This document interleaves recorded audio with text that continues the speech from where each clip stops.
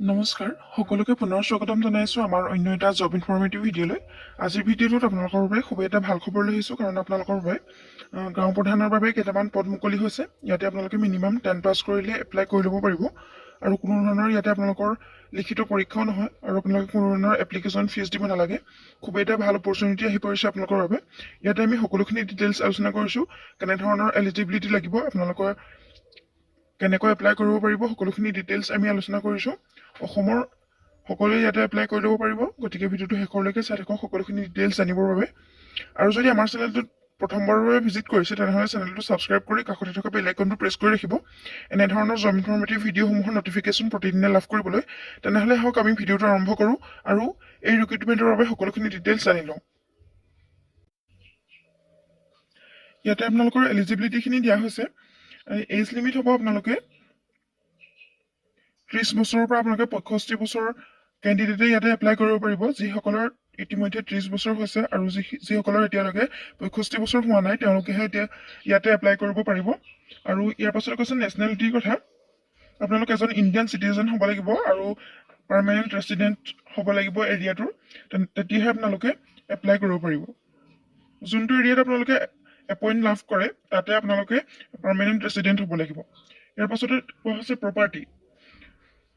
আপোনালোকক যোনটো জেগাত এপইণ্ট কৰা হ'ব, সেই জেগাটোত আপোনালোকৰ এটা প্ৰপাৰ্টি থাকিব লাগিব আপোনাৰ নামত, তেতিয়াহে আপোনালোকে এই পদকেইটাৰ বাবে এলিজিবল হ'ব। ইয়াতে যিহেতু গাঁও প্ৰধানৰ বাবে পদকেইটা মুকলি কৰা হৈছে, সেইবাবে আপোনালোকে যোনটো জেগাত আপোনালোকে এই জবটো লাভ কৰিব, সেই জেগাটোত আপোনালোকৰ এটা প্ৰপাৰ্টি আপোনাৰ নামত থাকিব লাগিব, তেতিয়া আপোনালোকে এই পদটোৰ বাবে এলিজিবল হ'ব।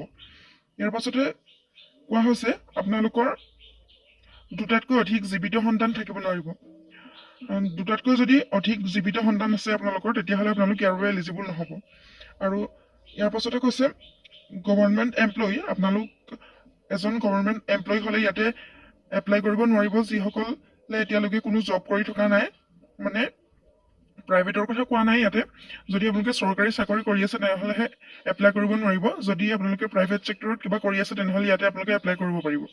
ইয়াৰ পাছতে কোৱা হৈছে আপোনালোক যিকোনো পলিটিকেল পাৰ্টিৰ লগত জড়িত নাথাকিব লাগিব, তেতিয়াহে আপোনালোকে ইয়াৰ বাবে এলিজিবল হ'ব। আৰু এডুকেশ্যনেল কোৱালিফিকেশ্যনৰ কথা কোৱা হৈছে। আপোনালোকে ইয়াতে মিনিমাম 10 পাছ কৰিলে এপ্লাই কৰিব পাৰিব, বা মেট্ৰিক পাছ যদি কৰিছে, তেনেহ'লে আপোনালোকে ইয়াতে এপ্লাই কৰিব পাৰিব।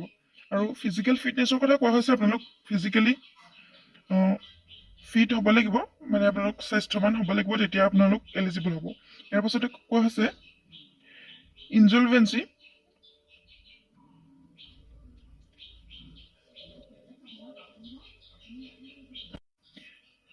ইয়াতে কোৱা হৈছে আপোনালোকৰ কোনো ঋণ থকা ব্যক্তি হ'ব নালাগিব, মানে আপোনাৰ নামত যদি কোনোবা কিবা ঋণ আছে, তেনেহ'লে আপোনালোকে ইয়াতে এপ্লাই কৰিব নোৱাৰিব। আৰু এপ্লিকেশ্যন ফিজৰ কথা কোৱা হৈছে। আপোনালোকে কোনো ধৰণৰ ইয়াতে এপ্লিকেশ্যন ফিজ দিয়াৰ কোনো দৰকাৰ নাই।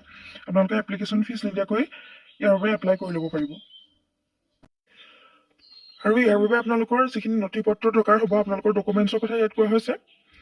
2 পাছপৰ্ট চাইজ ফটোগ্ৰাফ, আপোনালোকৰ 2টা পাছপৰ্ট চাইজ ফটোগ্ৰাফ লাগিব। আৰু পাৰ্মানেণ্ট ৰেচিডেঞ্চিপ চাৰ্টিফিকেট, আপোনালোকৰ যিখন পাৰ্মানেণ্ট ৰেচিডেঞ্চ চাৰ্টিফিকেট বা PRC চাৰ্টিফিকেট, সেইখন লাগিব ইয়াতে।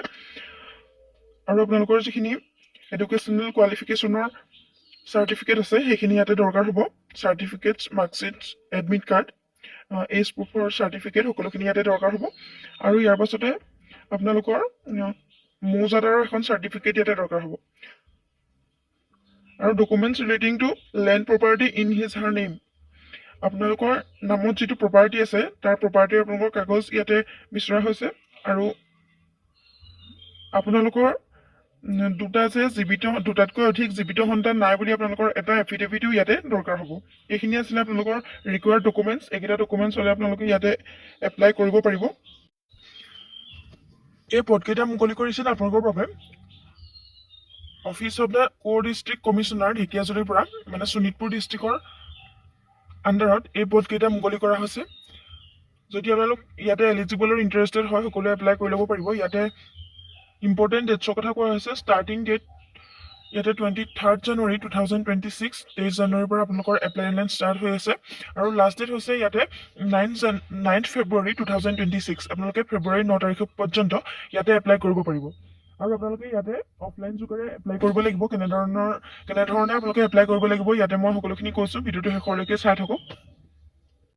ইয়াতে আপোনালোকৰ এখন ষ্টেণ্ডাৰ্ড ফৰ্ম থাকিব, সেই ফৰ্মখন আপোনালোকে ফিল আপ কৰি ইয়াতে দিয়া এড্ৰেছটোত আপোনালোকে ছাবমিট কৰিব লাগিব office of the co district commissioner Dhekiajuli. আৰু ইয়াৰ লগতে আপোনালোকে এই এড্ৰেছটোত এপ্লিকেশ্যন ফৰ্মখনৰ লগতে আপোনালোকৰ যিখিনি ৰিকুৱাৰ্ড ডকুমেণ্টছ আছিলে সেই ডকুমেণ্টছখিনি ইয়াতে ছাবমিট কৰিব লাগিব। এনেধৰণে আছিলে আপোনালোকৰ এপ্লাই প্ৰচেছটো, আৰু আপোনালোকৰ যদি ইণ্টাৰেষ্টেড আৰু এলিজিবল হয় এপ্লাই কৰি ল'ব পাৰিব। ভিডিঅ'টো ভাল লাগিলে এটা লাইক কৰিবলৈ নাপাহৰিব, আৰু চেনেলটোলৈ প্ৰথমবাৰৰ বাবে অহাসকলে চেনেলটো ছাবস্ক্ৰাইব কৰি ৰাখিব এনেধৰণৰ জব ইনফৰ্মেটিভ ভিডিঅ'সমূহৰ নটিফিকেশ্যন প্ৰতিদিনে লাভ কৰিবলৈ। ভিডিঅ'টো শেষলৈকে চাই থকাৰ বাবে বহুত বহুত ধন্যবাদ।